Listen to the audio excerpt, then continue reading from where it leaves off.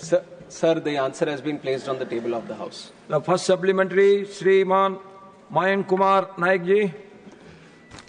माननीय सभापति जी, मैं आपके माध्यम से माननीय मंत्री जी से जानना चाहता हूं कि एयर सेवा वेब पोर्टल और मोबाइल ऐप द्वारा प्राप्त शिकायतों को निपटाने के लिए औसतन कितना समय लगता है और कुछ एयरलाइंस द्वारा शिकायत निवारण में अनावश्यक देरी भी हो जाती है।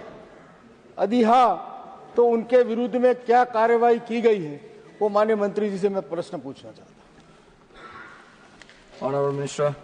चेयरमैन सर, सबसे पहले मैं एयर सेवा की अगर बात करूं तो एयर सेवा की शुरुआत 2016 साल में की गई थी कि पैसेंजर्स के तहत एक इनिशिएटिव के साथ जिनके ग्रीवेंसेस हैं वो डायरेक्टली स्टेक होल्डर के पास ही ना जाए, बल्कि मिनिस्ट्री भी उनके ग्रीवेंस एड्रेसल में वो सपोर्ट करके करे। इस भावना के साथ हमने नवंबर 2016 में ये एयर सेवा की शुरुआत हुई और एयर सेवा की 3 वर्जन्स भी हो चुके हैं। जैसे जैसे हमें पैसेंजर से फीडबैक मिलता गया तो इसको और बेहतर कैसे करें, इसके अलग अलग वर्जन्स, तो एयर सेवा 1.0, 2.0 और अभी 3.0 का मैकेनिज्म चल रहा है और इसमें काफी सारे स्टेक होल्डर्स हमारे इन्वॉल्व हैं। जैसे एयरलाइंस और एयरपोर्ट्स तो होंगे ही, उसके बावजूद भी DGCA जो हमारा सेफ्टी रेगुलेटर है, BCAS जो सिक्योरिटी रेगुलेटर है, इमिग्रेशन और other stakeholders, helicopter division भी है, जिन के साथ भी इनके प्रॉब्लम्स हो सकते हैं। और इसके संबंध में ये सारे स्टेक होल्डर्स जो हैं उनके साथ, मंत्रालय के साथ, ये एयर सेवा के साथ एक सर्विस लेवल एग्रीमेंट है और ये एग्रीमेंट इसी के लिए बनाया गया। जो प्रश्न भी उन्होंने आदरणीय सांसद जी ने पूछा कि कितने समय में होता है या फिर उसमें क्या कार्रवाई होती है, तो ये सर्विस लेवल एग्रीमेंट एक बनता है ये सारे स्टेक होल्डर्स के साथ।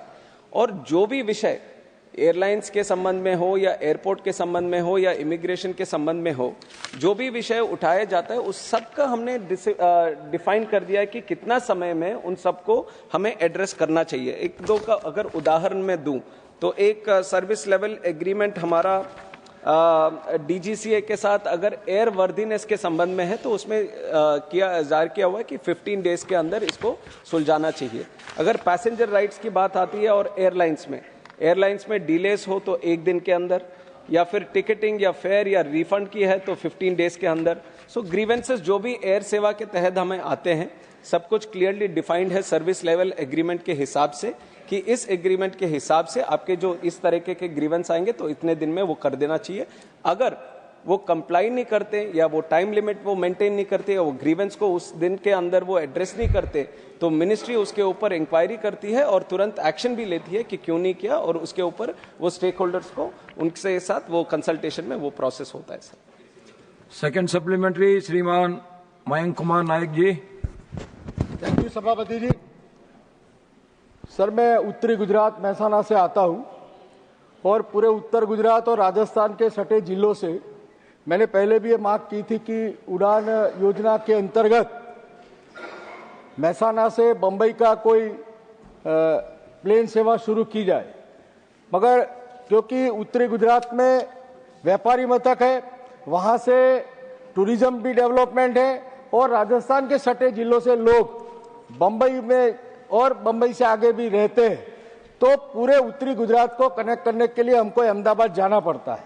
मेरा माननीय मंत्री जी से ये पूछना है कि उड़ान योजना के अंतर्गत अगर मेहसाना से मुंबई का एयरवेज शुरू की जाए तो आने वाले दिनों में एक टूरिज्म क्षेत्र में, और माननीय प्रधानमंत्री चाहते हैं कि जो टूरिज्म से देश में आमदनी और रोजगारी पैदा होती है तो उसके लिए ये एक बड़ा माध्यम होगा और एयर सेवा शुरू होने के कारण ये लोगों को रोजगारी भी मिलेगा। तो माननीय मंत्री जी ये पूछना है कि एयर सेवा ये कब तक शुरू हो सकती है? माननीय मंत्री जी। Honourable chairman sir, Mehsana is available in the Udan की जो स्कीम है उसमें मेहसाना भी अवेलेबल है, पर जो उड़ान की जो स्कीम की जो मूल भावना है कि जहाँ पे भी एयर स्ट्रिप्स है, ये जो पट्टी है हवाई पट्टी है, उसको हम किस तरह से हवाई अड्डा बनाकर वो सर्विस वहाँ से हम फैसिलिटेट करें। तो हवाई स्ट्रिप को हवाई अड्डे के लिए बनाने के लिए थोड़ी सी ज़मीन की भी ज़रूरत है, जो हम राज्य सरकार से हम कंसल्ट करते हैं और अवेलेबिलिटी के हिसाब से, क्योंकि अगर एक तरह के एयरक्राफ्ट को चलना है तो मिनिमम उतना हमें एक रनवे की ज़रूरत है। अगर एयरबस चलना है तो करीब 2400 मीटर्स की, अगर ATR चलना है तो 1800 मीटर्स की मिनिमम हमारी एयर स्ट्रिप की रिक्वायरमेंट है। और एयर स्ट्रिप्स क्योंकि काफ़ी हद तक वो ब्रिटिश के समय वो सब बने हुए थे, कुछ 1 किलोमीटर तक ही हैं, 1000 मीटर तक ही हैं, तो उनको एक्सपैंड करने की बहुत ज़रूरत है।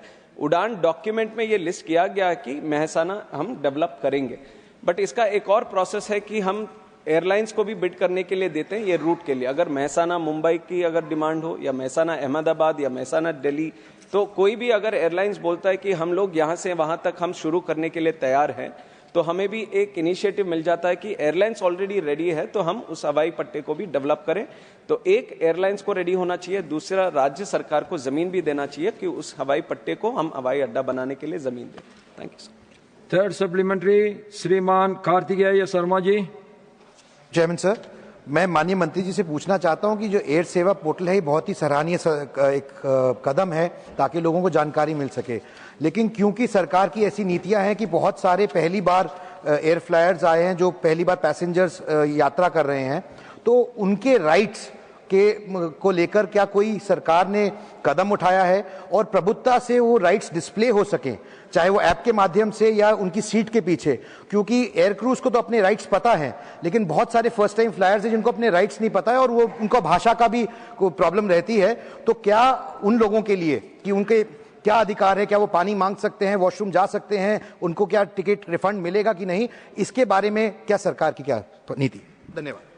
चेयरमैन सर, सबसे पहले में तो मैं आदरणीय सांसद जी का मैं धन्यवाद देना चाहूँगा कि बहुत ही अहम सवाल इन्होंने पूछा है, क्योंकि एयर सेवा एक ग्रीवेंस रिड्रेसल पोर्टल है कि अगर कभी किसी पैसेंजर को कोई असुविधा होती है या कोई ग्रीवेंस होता है तो उसके तहत वो कर सकते हैं। बट हमारे मंत्रालय से DGCA से हमने सिविल एविएशन रिक्वायरमेंट्स, जो कार से जाना जाता है, तो कार्स ऑलरेडी बने हुए हैं जो पैसेंजर को अपने राइट्स बताते हैं। बट ये कार सारे बहुत ही टेक्निकल डॉक्यूमेंट्स हैं और बहुत सारे पैसेंजर्स ये इनकी जानकारी नहीं होती। तो ये अहम सवाल उठता है कि हम कैसे अवेयर करें पैसेंजर्स को कि अपने राइट्स ये हैं, या कोई भी एक सिनारियो बनता है तो उस सिनारियो में या उस डिस्ट्रेस में या उस दिक्कत वाली सिचुएशन में उनको क्या क्या राइट्स अवेल कर सकते हैं वो पैसेंजर को। इसी के तहत DGCA ने जो कार बनाए हैं पैसेंजर्स के हिसाब से कि अगर डिले होता है तो पैसेंजर के राइट क्या है, अगर कैंसिलेशन होता है तो किस तरह से एयरलाइंस उनको रिफंड करना चाहिए, अगर डिले ओवरनाइट होता है या कुछ लंबे समय तक होता है तो उनको होटल अकोमोडेशन किस तरह प्रोवाइड करना चाहिए, ये सब ऑलरेडी लिस्टेड आउट कार्स में है।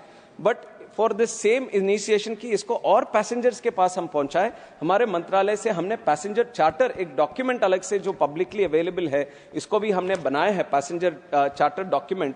इसमें क्लियरली ये बहुत ही अच्छा डॉक्यूमेंट है। इस सदन के माध्यम से मैं देश की जनता को भी मैं बताना चाहूंगा जो एयर ट्रैवल से जुड़े हैं, और इसके बनाने का भी एक ही मकसद था कि जो कार है वो जनरली जो टेक्निकल डॉक्यूमेंट के हिसाब से देखा जाता है और पैसेंजर्स उसमें जाते नहीं है, तो ये इसके लिए बना है क्योंकि हमारे देश में काफ़ी फर्स्ट टाइम फ्लायर्स भी है और फर्स्ट टाइम फ्लायर्स में वो एंग्जाइटी, वो नर्वसनेस भी रहता है। तो उनको अगर हम कार्स वो पहले से ही अगर बताएं, उनके राइट्स वो पहले से ही अगर बताएं, तो उनकी जो जर्नी है वो काफ़ी हद तक रिलैक्स्ड हो सकती है। तो इसी में एक जो जिस तरह से कंटेंट्स हमने बनाए कि flight delay, flight cancellation, boarding denied due to over booking या फ्लाइट डाइवर्शन भी हो, कैंसिलेशन चार्जेस, लॉस, डिलेड और डैमेज्ड बैगेज, में कुछ ही टॉपिक्स में पढ़ रहा हूँ, ऐसे बहुत सारे चीज़ें, और काफ़ी कॉमन मैन को किस तरह समझाना है। सिनारियोस इसमें बने हुए हैं कि एक सिनारियो है, you have checked in on time but the airlines aspects a delay of 2 hours और मोर, 3 hours और मोर, 4 hours और मोर, then what is your right? Your right is you must be offered free of charge meals and refreshments in relation to the waiting time. तो ना केवल car को हमने दिखाया है, सिनारियोस भी हमने बना के एक्सप्लेन किया कि किस सिनारियो में आपको किस तरह के राइट्स अवेल कर सकते हैं। और हमारा प्रयास यही रहता है कि जो ये पैसेंजर चार्टर डॉक्यूमेंट है, हर कस्टमर, हर पैसेंजर ये एयर ट्रैवल करने से पहले इसको पढ़े, और हमारी तरफ से जो भी कार में अपडेट करते रहते हैं उस कार के अपडेट्स को भी इस पैसेंजर इसमें भी अपडेट करके ये अपडेट करें। तो इस माध्यम से मैं कहना चाहूँगा कि इसके संबंध में ऑलरेडी मिनिस्ट्री ने अच्छा डॉक्यूमेंट बनाए हैं, ये जितना हो सके ये हम पैसेंजर्स को अवेयर करें, ये हमारी तरफ से एक प्रयास कंटिन्यूसली चलता रहेगा। Fourth supplementary, Sriman Santosh Kumar P. Thank you, sir. Recently, on 6th of December, there was an order issued by the Civil Aviation Ministry to regulate the airfares. So, para number 1 speaks about the fare limit. This order will be applicable for travel till the fare stabilizes. So, what do you mean by the stable price in airfare? Number 1. 2, will this order applicable Onam and other seasons also? Onam, Christmas and other seasons also? Sir, ये airfare से संबंधित एक प्रश्न है।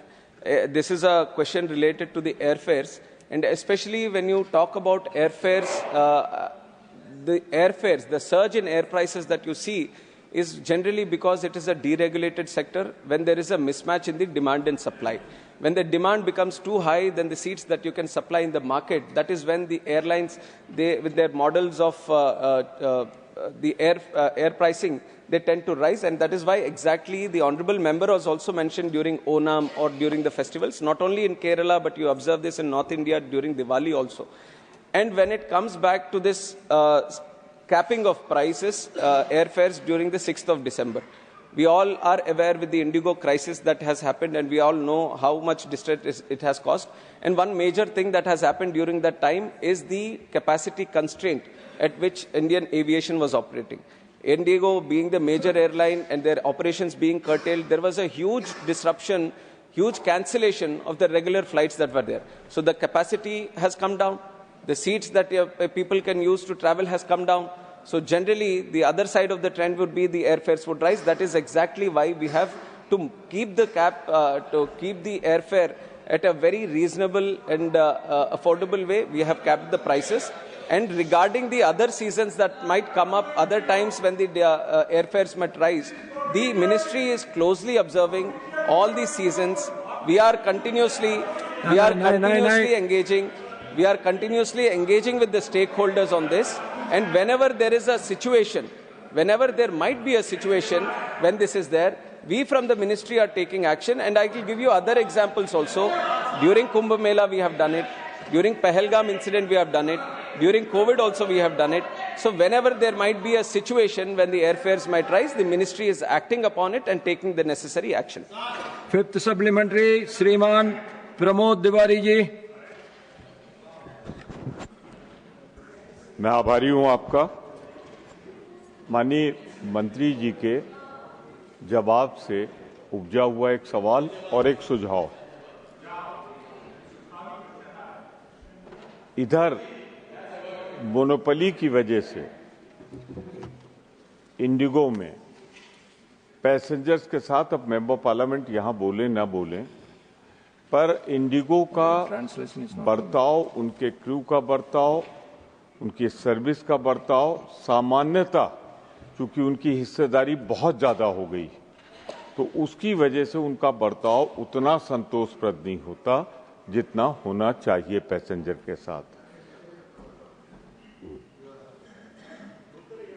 मैं सिर्फ यही कहना चाहूंगा आपसे, क्या एक एडवाइजरी जारी करेंगे सामान्य पैसेंजर के साथ, और जो सांसद अपनी पार्लियामेंट अटेंड करने या अपनी दायित्वों को सांसद लोग निर्वाहित करते हैं, उस समय उनका बर्ताव और स्वभाव थोड़ा बेहतर होगा, ये मैं कहना चाहता हूं। दूसरा, इसी से जुड़ा हुआ, जो चूंकि आपने जवाब दे दिया है कि ये जो लूट होती है त्योहार पर, या अभी जब इंडिगो का क्राइसिस आई थी तो दूसरे पैसेंजर से 5 गुना 6 गुना किराया था, 50-50, 60-60 हजार, 80 हजार।